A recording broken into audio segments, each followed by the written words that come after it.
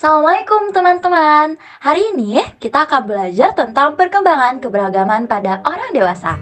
Nah, sebelum kita mengetahui apa sih pengertian dewasa itu, apa sih ciri-cirinya, gimana ya macam-macam kebutuhan itu, terus manusia lanjut usia dan agama itu kayak gimana. Sebelum itu, kita kenalan dulu yuk sama kelompok 5. Nah, kami dari kelompok 5 yang beranggotakan 4 orang, yaitu Aminah Kalosa, Anissa Nurhaliza, Aiskia Rahma, dan Dita Fadilatul. Kita di sini bakal belajar bareng nih teman-teman. Nah, apa saja sih yang akan kita bahas? Hari ini kita akan membahas tentang beberapa poin nih teman-teman.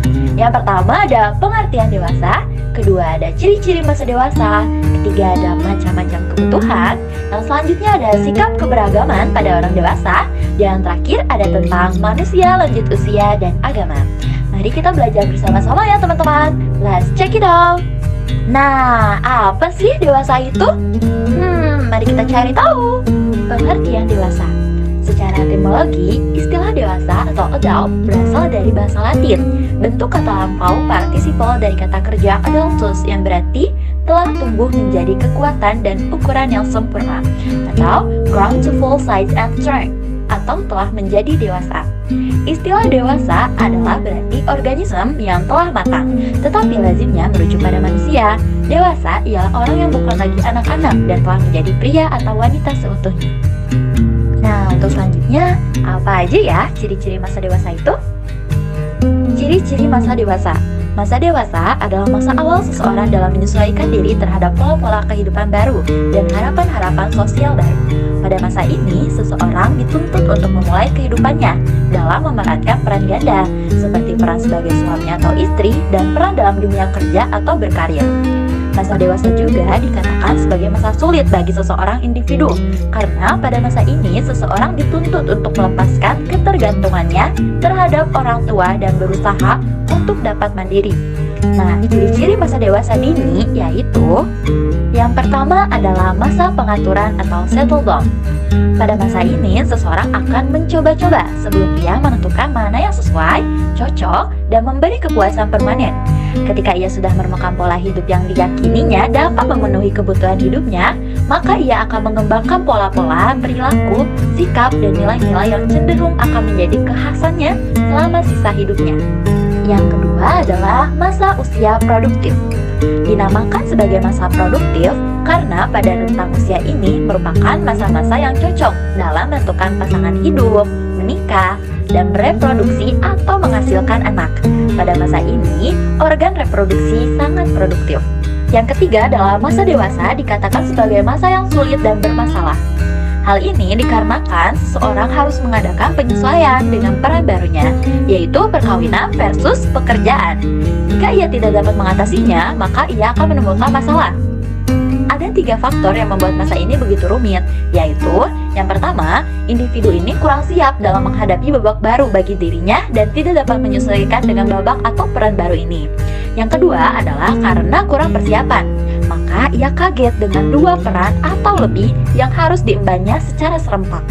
Yang ketiga, ia tidak memperoleh bantuan dari orang tua atau siapapun dalam menyelesaikan masalahnya. Yang keempat adalah ketika seseorang berumur 20-an sampai sebelum 30-an. Kondisi emosionalnya tidak terkendali. Ia cenderung labil, resah, dan mudah memberontak. Pada masa ini juga, emosi seseorang sangat bergelora dan mudah tegang. Ia juga khawatir dengan status dalam pekerjaan yang belum tinggi dan posisinya yang baru sebagai orang tua.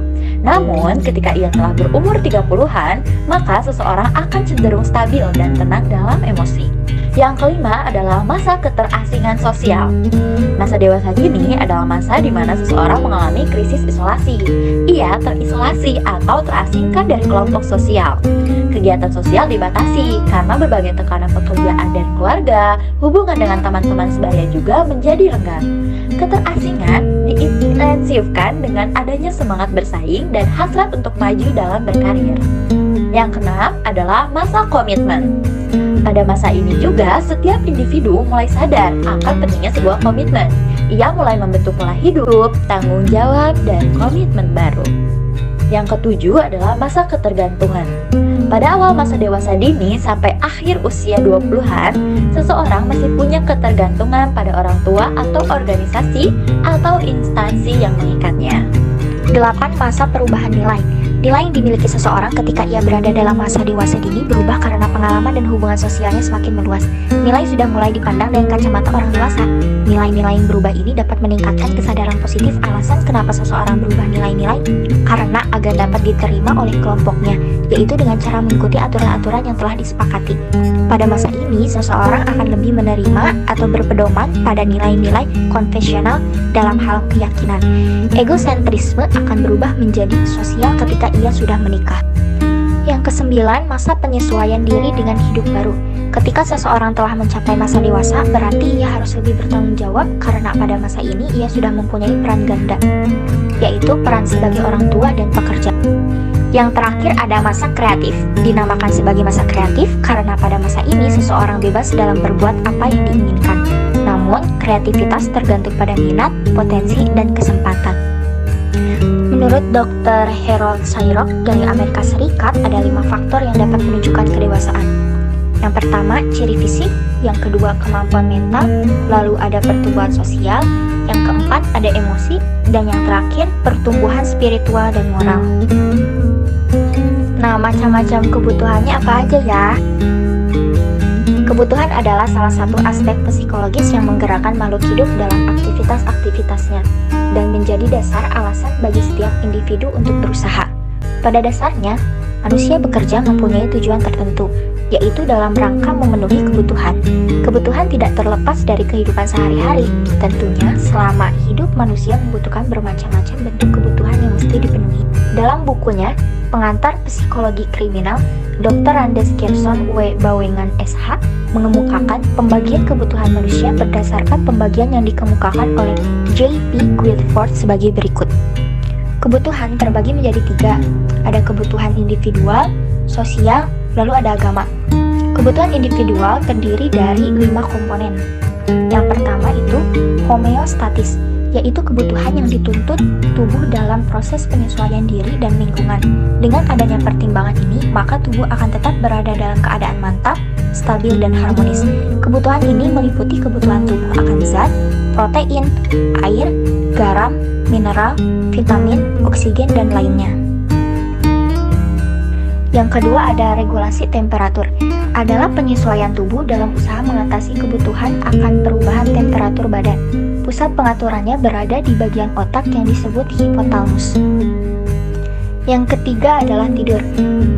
Tidur merupakan kebutuhan manusia yang perlu dipenuhi agar terhindar dari gejala halusinasi. Yang keempat ada lapar. Lapar adalah kebutuhan biologis yang harus dipenuhi untuk membangkitkan energi tubuh sebagai organisme. Lapar akan menyebabkan gangguan pada fisik maupun mental. Yang terakhir ada seks. Seks merupakan salah satu kebutuhan yang timbul dari dorongan mempertahankan jenis. Sigmund Freud menganggap kebutuhan ini sebagai kebutuhan vital manusia. Terutama pada masa remaja, kebutuhan ini sedemikian menonjolnya sehingga sering mendatangkan pengaruh-pengaruh negatif. Kebutuhan sosial mempunyai 5 komponen. Yang pertama itu pujaan dan binaan, yang kedua kekuasaan dan mengalah, yang ketiga pergaulan, lalu imitasi dan simpati, dan yang terakhir yaitu perhatian. Dan yang terakhir ada kebutuhan manusia akan agama. Beragama merupakan kebutuhan manusia karena manusia adalah makhluk lemah, sehingga memerlukan tempat bertopang dan tempat mengadu. Menurut Robert Newton, dorongan beragama merupakan salah satu dorongan yang bekerja pada diri manusia sebagaimana dorongan-dorongan lainnya, seperti makan, minum, intelek, dan lain sebagainya. Sejalan dengan hal itu, maka dorongan beragama pun menuntut untuk dipenuhi, sehingga pribadi manusia itu mendapat kepuasan dan ketenangan. Selain itu, dorongan beragama merupakan kebutuhan insaniah yang tumbuhnya dari gabungan berbagai faktor penyebab yang bersumber dari rasa keagamaan.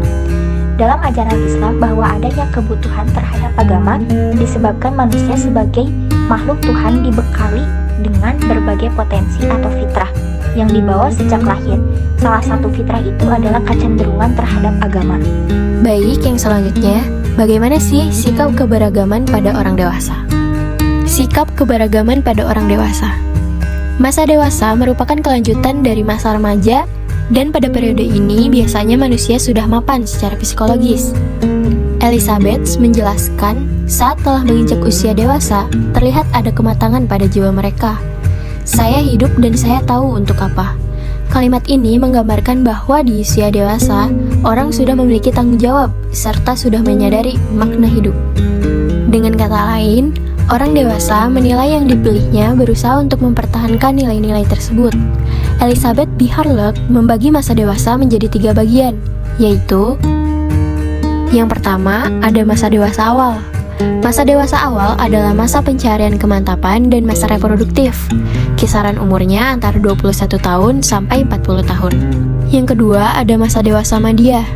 Masa dewasa madya merupakan masa transisi di mana pria dan wanita meninggalkan ciri-ciri jasmani dan perilaku masa dewasanya memasuki suatu periode dalam kehidupan dengan ciri-ciri jasmani dan perilaku yang baru. Masa dewasa madya ini berlangsung dari umur 40 tahun sampai 60 tahun. Lalu yang ketiga ada masa usia lanjut. Ketika kemunduran fisik dan mental terjadi secara perlahan-lahan dan bertahap, ini dikenal sebagai senescence, yaitu masa proses menjadi tua. Masa ini dimulai dari umur 60 tahun sampai mati. Jadi dapat disimpulkan bahwa masa dewasa itu terbagi atas 3 bagian, yaitu masa dewasa awal, masa dewasa madya, dan masa usia lanjut, yang masing-masing terdapat kisaran umur yang berbeda-beda. Usia dewasa biasanya seseorang sudah memiliki sifat kepribadian yang stabil. Stabilisasi sifat-sifat kepribadian ini antara lain terlihat dari cara bertindak dan bertingkah laku yang agak bersifat tetap atau tidak berubah-ubah.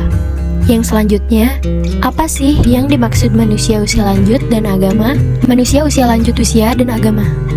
Orang sering menduga bahwa usia lanjut adalah orang yang sudah memiliki kesadaran dalam menjalankan ibadah, di mana nilai-nilai agama sudah dapat dijadikan mereka sebagai pedoman hidup dan sikap keberagamaan akan dipertahankan sebagai identitas dari kepribadian mereka. Karena itu, sikap keberagamaan mereka cenderung didasarkan atas pemilihan terhadap ajaran agama yang dapat diberikan kepuasan batin atas dasar pertimbangan yang sehat. Maka, beragama bagi mereka sudah merupakan sikap hidup dan bukan sekedar ikut-ikutan. Minat beragama pada usia dipengaruhi oleh bagaimana cara mereka dibesarkan atau apa yang telah mereka terima pada masa kematangan intelektualnya. Mereka yang memiliki dasar agama yang baik cenderung memiliki minat agama yang besar dan pengalaman agama yang baik. Di samping itu, faktor dekatnya kematian bagi usia lanjut merupakan pemicu untuk menjalankan aktivitas agama, dan umumnya orang beranggapan bila masih muda, kematiannya masih jauh.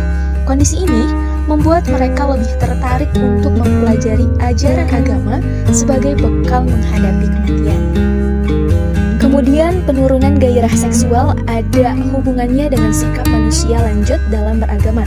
Jalaluddin mengungkapkan sikap keberagaman manusia usia lanjut meningkat karena adanya hubungan antara kecenderungan peningkatan kehidupan keagamaan dengan gairah seksual, di mana usia lanjut mengalami frustasi di bidang seksual, maka membuat mereka beralih untuk memulai membentuk sikap keberagamannya.